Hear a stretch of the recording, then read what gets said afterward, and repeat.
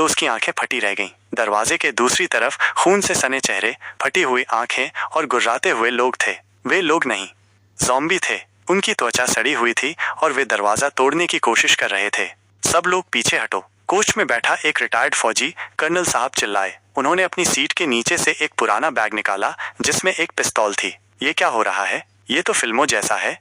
Panic फैल गया। कुछ लोग चीख रहे थे, कुछ बच्चे रो रहे थे। राहुल ने जल्दी से अपने लैपटॉप को बंद किया